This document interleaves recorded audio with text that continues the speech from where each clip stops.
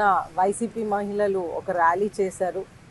మహిళల్ని అవమానిస్తున్నారని అంటా ఉన్నారు. కానీ మనం చూస్తుంటే ఒక్కసారి హిస్టరీలోకి వెళ్తే వైసీపీ ప్రభుత్వం ఉన్నప్పుడు, జగన్మోహన్ రెడ్డి గారు ముఖ్యమంత్రిగా ఉన్నప్పుడు ఒక దిశ లేనటువంటి చట్టం, దిశా చట్టం అని వారు చిత్రీకరించి ఒక లేనటువంటి చట్టంని ఉన్నటువంటి చట్టంగా వారు మహిళలకి చిత్రీకరించి మహిళలందరినీ మోసం చేశారు.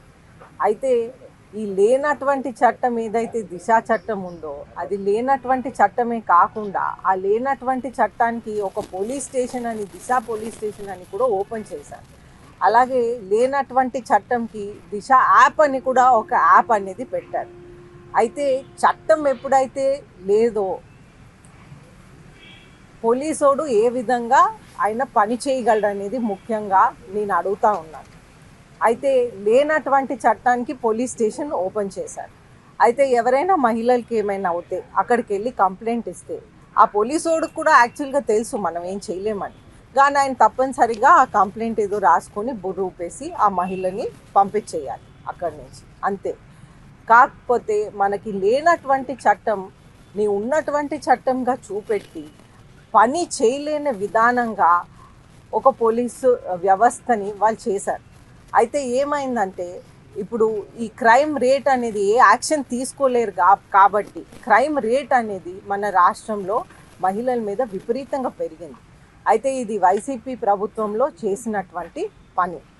అదే కాకుండా మనం చూస్తుంటే వాళ్ళ ప్రభుత్వం ఉన్నప్పుడు రాజధాని అమరావతి అని మా నాయకుడు నారా చంద్రబాబు నాయుడు గారు ఆ రోజుల్లో 3వ ముఖ్యమంత్రి అయి ఒక అద్భుతమైన రాజధాని బ్లూ అండ్ గ్రీన్ క్యాపిటల్ని ప్లాన్ చేస్తే అక్కడ వైసీపీ ప్రభుత్వం ఉన్నప్పుడు జగన్మోహన్ రెడ్డి గారు ఆ మహిళల్ని ఏ విధంగా వాళ్ళు చీరలు కూడా ఒక అవమానించి వాళ్ళ చీరల్ని కూడా ఒక అసభ్యకరమైన విధానంగా వారు చేశారు.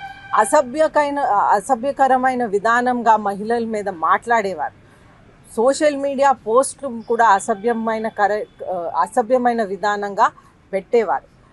అలాగే మనం ఒక కంపారిజన్ చేసుకుంటే మన ప్రభుత్వంలో నారా చంద్రబాబు నాయుడు గారిని మహిళల్ని ఆ రోజుల నుంచి ఫస్ట్ ముఖ్యమంత్రిగా అయినప్పుడు డ్వాక్రా గ్రూప్స్ కూడా పెట్టి మహిళల్ని ప్రోత్సహించి ఈరోజు 1 lakh ఎంటర్ప్రెన్యూర్స్ని ఫస్ట్ స్టెప్ ప్లాన్ చేసి అదేవిధంగా 5 lakh ఎంటర్ప్రెన్యూర్స్కి మహిళల కోసం ప్లాన్ చేస్తూ ఉన్నారు. అదే కాకుండా ఆ రోజుల్లో యూనియన్ మినిస్టర్గా పూసపాటి అశోక్ గజపతిరాజు గారు ఉంటూ సైనిక్ స్కూల్లో కూడా ఎప్పుడు మహిళలకి ప్రవేశం లేదు. అయితే ఆ రోజుల్లో కూడా వారు ఆ యూనియన్ మినిస్టర్గా ఉన్నప్పుడు ఒక డిఫెన్స్ మినిస్టర్కి ఒక లెటర్ ఇచ్చి వారు మహిళల్ని ప్రవేశపెట్టే విధానంగా ఈరోజు సైనిక్ స్కూల్లో కూడా మనం చేశామనేది ముఖ్యంగా నేను ప్రజలందరికీ కూడా తెలియజేస్తూ ఉన్నాను. మహిళలు ప్రోత్సహించారంటే ఎప్పుడైనా మన తెలుగుదేశం గవర్నమెంట్ ఖచ్చితంగా ప్రోత్సహిస్తుంది. నందమూరి తారక రామారావు గారి టైం నుంచే మనం మహిళల్ని ప్రోత్సహిస్తూ వస్తూ ఉన్నాం. అలాగే నారా చంద్రబాబు నాయుడు గారు మనం గుర్తు చేసుకున్న విధానం డ్వాక్రా మహిళలు గ్రూప్స్ పెట్టడం కానివ్వండి, వాళ్ళకి ఒక 1 lakh ఎంటర్ప్రీనియర్షిప్స్ ఆర్గనైజ్ చేయటం కానివ్వండి, వాళ్ళకి స్కిల్ డెవలప్మెంట్ అనేది చేయటం కానివ్వండి, అలాగే 5 lakh ఎంటర్ప్రీనియర్షిప్స్ కూడా ఇప్పుడు ప్రోత్సహిస్తూ వస్తూ ఉన్నాం. అలాగే మనం చూసుకుంటే లోకేష్ గారు కూడా ప్రత్యేకంగా మహిళల కోసం కూడా ఎప్పుడూ ప్రోత్సహిస్తూ ఉన్నారు. మన తెలుగుదేశం పార్టీలో కూడా మనకి సెంట్రల్ గవర్నమెంట్ 33% ఇంకా పాస్ అవ్వలేదు మహిళల కోసం, కానీ మన తెలుగుదేశం పార్టీలో మన వర్కింగ్ ప్రెసిడెంట్ లోకేష్ గారు కూడా 33% అనేది రిజర్వేషన్ మహిళలకి అక్కడ పాస్ అవ్వకపోయినా మన పార్టీ నుంచి మనం ఖచ్చితంగా చేస్తారని ఆల్రెడీ మన అందరికీ కూడా చెప్పుకున్నారు. అయితే ఈ విధంగా అన్ని విధాలుగా కూడా మహిళల్ని ప్రోత్సహిస్తూ మనం ముందుకు తీసుకువెళ్తున్నాం.